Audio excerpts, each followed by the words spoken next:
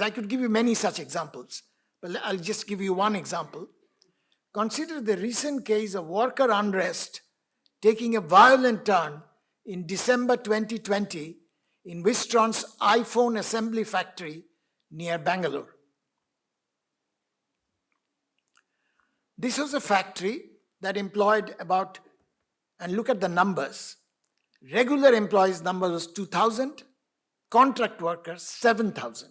So the ratio, people think contract labor was just a small number. No. In this case, they were the dominant force, contract workers without benefits. There was no labor union. So union was not the problem. And I'm saying union could have been partial solutions.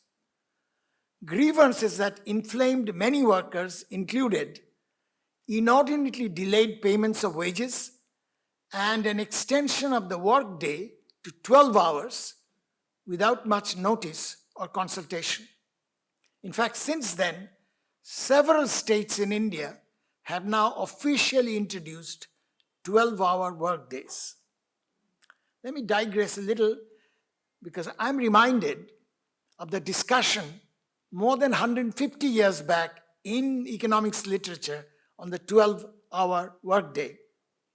And the person I'm thinking of is Karl Marx. If you read Karl Marx's Capital, Volume 1, there's quite a bit of discussion on 12-hour workday because he was writing in the context of the Factory Act in Britain. And in the Factory Act, they were reducing the number of hours from 12 and above to 8. And businessmen were hostile to the introduction, businessmen in Britain were hostile to the introduction of Factory Act. And Marx was writing in that context. And I remember reading, from my vague memory, Marx says, think of even the illiterate peasants. The peasants, the farmers, know very well that if they want to keep up the fertility of the soil in agriculture, they have to keep some of the land fallow. That ultimately helps the fertility of the soil.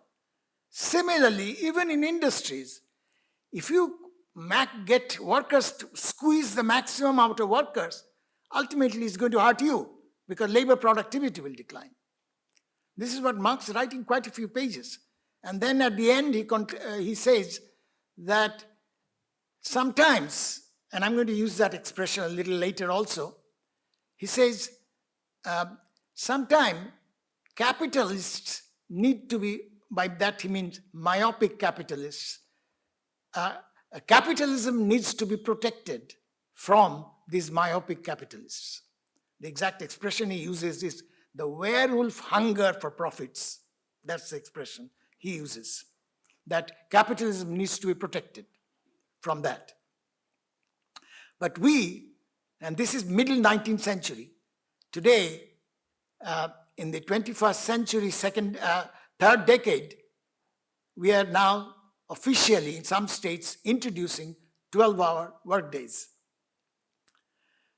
In addition, in India in recent years, there's also been a substantial dilution, if not outright gutting, of workplace safety regulations. And many attribute the recent rise in industrial accidents to this wanton deregulation. And these accidents, if they happen in a big way, hurt both labor and capital. And this is what capitalism needs to be protected against myopic capitalists who go and support this wanton deregulation.